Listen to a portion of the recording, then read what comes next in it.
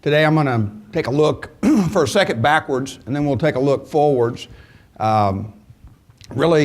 Houston on a residential level is a national real estate anomaly. If you look at what's happened to most cities over the last 5 years, it's really atypical to Houston. It's a case study in free market economy is what it really is. And some people look at Houston, they say there's no zoning, there's really no control. We don't have to go through 5-6 years of entitlements in order to build a subdivision. Some people say, well, it's a sprawl, it's gone crazy. But to me, in my 30 years in residential real estate, most of it in Houston, it's a human intuitive, naturally evolving market where we build homes where people want to live, and that's a great thing. So we also have the flexibility to use our land however we want. And this is looking back a little bit. You can see how the boom came to the rest of the country, and you can see how it went. It came and it went. We're the red line there. We didn't experience that. So why didn't Houston experience the same crash? You can see a little bit further out here that we were ultimately pulled down into where it was diminishing values in Houston, but we didn't stay down there.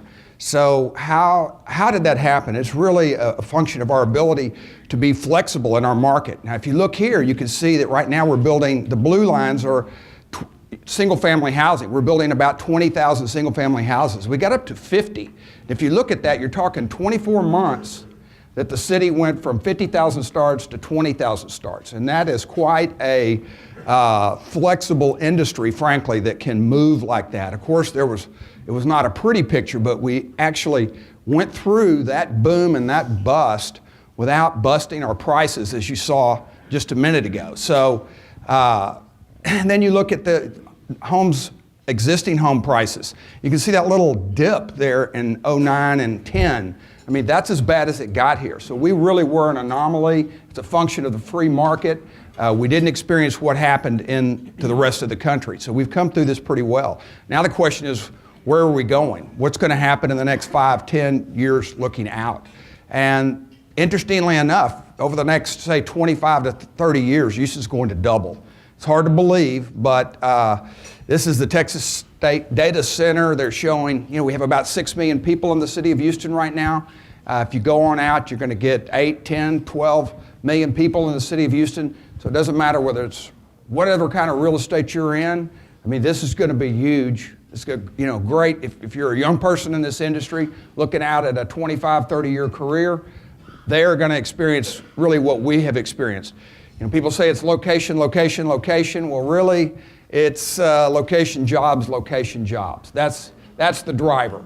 And right now in Houston, Texas, there are more people working right now in the city of Houston than have ever worked in the city of Houston before.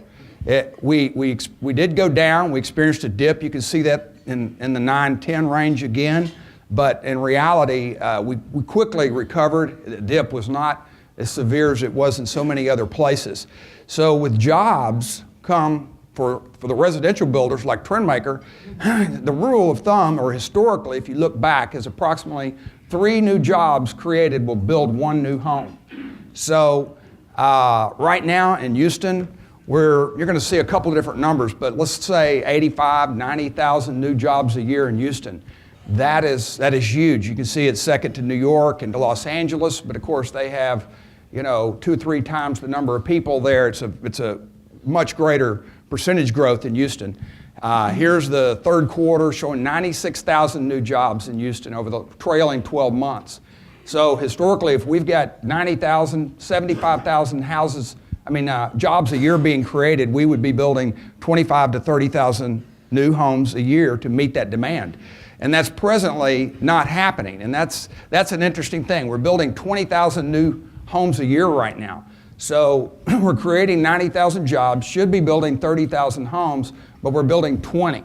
And so I think it's not a, when we say 3 jobs for 1 house, that's over like a 10-year period. So I think really this is a foreshadowing of what we're going to go through over the next several years. We're going to play some catch up to get there. You can see from this chart that the number of MLS listings, the red bars, are down as low, frankly, as they've been since maybe the '02 level. So we have a low level of existing homes available on the market today.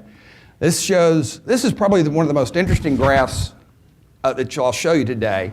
And it's basically lot absorption versus lot delivery.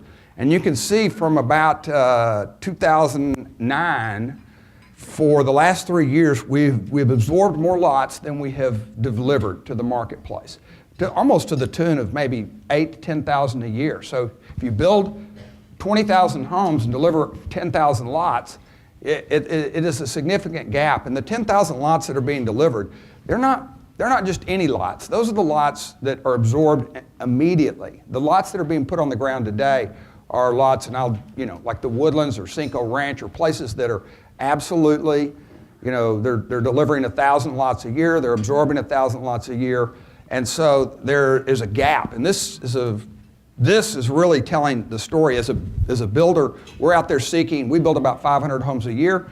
We need 500 lots a year. We need 500 good lots a year. So this is a problem in the marketplace. You can see also finished homes are lower than they were in 2011. So we have lower inventory of new homes. We have lower inventory of existing homes. We have 90,000 new jobs. And we've got a situation. People are renting right now. Now you can see rents are climbing. They're making a decision. They're being relocated here for whatever reason. Confidence in the marketplace, confidence in their new job.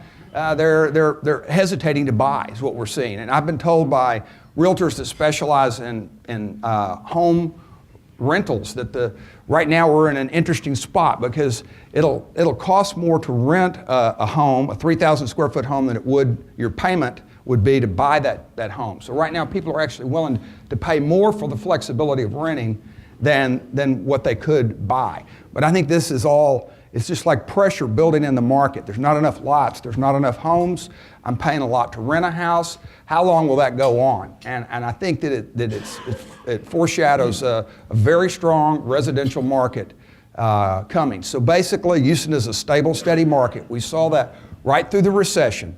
The economy and population are both growing. That's going to continue for the foreseeable future in Houston. The supply and demand is swinging towards a seller's market. It's an opportunity for, it's good to be a home builder. And frankly, prices have to increase. There's been so much capacity stripped out of the system. Nationally, we went from building 1.5 million homes to building 300,000, 400,000 homes. I can tell you that our parent company, Weyerhaeuser Corporation, we closed down all of our inefficient plywood plants. We had plants that have 150 employees and plants that have 35 employees. You know which ones were closed down during the recessions, and they're not going to be reopened. So the capacity of the entire system as the national economy and the local economy expands is really not there, and it's going to increase prices. So that's where I'll leave you, and thank you very much for having me here today.